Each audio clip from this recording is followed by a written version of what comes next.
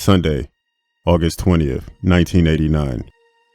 Jose and Kitty Menendez were found in their Beverly Hills home, dead from gunshot wounds. Jose on the couch and Kitty on the floor as she tried to run away. Their violent death shocked Los Angeles, but their brutal murder was just the beginning. Before long, the blame for their slaying was pinned on their sons, 21-year-old Lyle and 18-year-old Erik. And the story of the Menendez brothers would soon captivate America. In a trial filled with twists and turns, which played out on court TV, Lyle and Erik admitted to murdering both their parents. They denied that they murdered them for their millions. Instead, Lyle and Erik claimed that they killed Jose and Kitty over maltreatment. As a transfixed nation watched, Lyle and Erik Menendez describes years of alleged maltreatment at the hands of their parents. The Menendez brothers sobbed on the stand, gave graphic descriptions, and offered different stories of their father's cruel personality. This is the true story behind the monsters. What's the problem? Someone killed my parents. Pardon me? Someone killed my parents. What?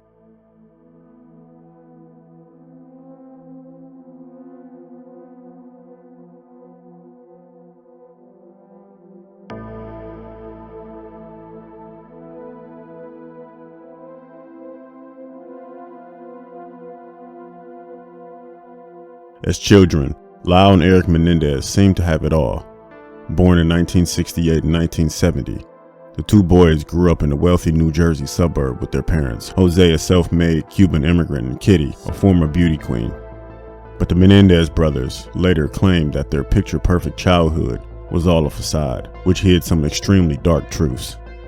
Their father, who had climbed his way from washing dishes to becoming a successful entertainment executive, pushed both Lyle and Erik hard.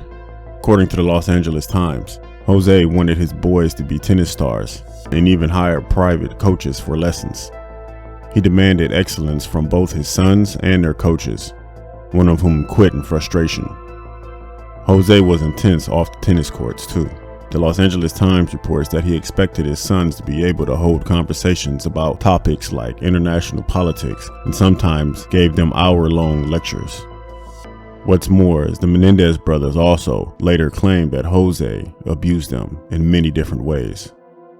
One of their cousins later told ABC News that when Lyle was 8 years old and she was 17, he told her that his father had done things to him. The cousins told Kitty, but didn't think that the boy's mother believed her. And as the years went on, cracks began to show in the Menendez family. After they moved to Southern California for Jose's work in 1986, Erik and Lyle started getting into trouble for stealing from their neighbors' homes. Rolling Stone reports that their crime spree enraged Jose to such an extent that he allegedly amended his will so his sons would receive less.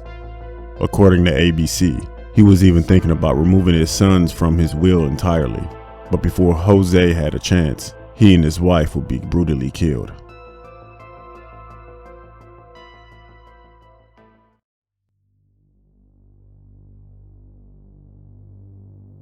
On August 20th, 1989, a seemingly hysterical Lyle Menendez, then 21, called 911. He said, "They shot and killed my parents," as he sobbed. Outside the house, his 18-year-old brother Erik wailed into the night as the police arrived. As the Menendez brothers put it, they'd spent the night at the movies. Because Erik needed his ID for the next stop, they returned to the family home to pick it up and found their parents dead. Erik said, "Once we realized what had happened after we called the police, it started sinking into our heads that these aren't just two people, these are our parents."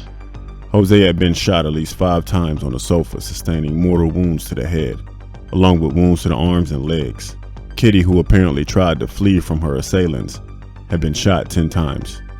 According to the Rolling Stones, the Menendez brothers' grief seemed to be genuine that the police didn't follow protocol as they examined the crime scene. They didn't test the brothers' hands for gunshot residue and didn't conduct a formal interview until 2 months after Jose and Kitty's deaths. The gruesome double murder, it initially seemed, was a gangland-style killing. But as time went on, the Menendez brothers started to ruse investigators' suspicions. Lyle and Erik burned through $700,000 of their father's $14 million fortune in 6 months, spending lavishly on expensive cars, watches, tennis coaches, and exotic vacations. Detective Les Zoller explained to Oxygen that investigators really began to suspect the brothers when they learned that Erik had written a screenplay in which a character murders his parents to inherit their money. Investigators also noted that the Menendez brothers had offered some odd details about the night of their parents' deaths, like seeing gun smoke in the air, something that would have disappeared shortly after shots were fired. The authorities' suspicions were confirmed in a shocking fashion when the mistress of a therapist named Dr. Jerome Ozil, who had been treating Erik, came forward with tapes of both Erik and Lyle confessing to their parents' murders. In March 1990, the Menendez brothers were arrested.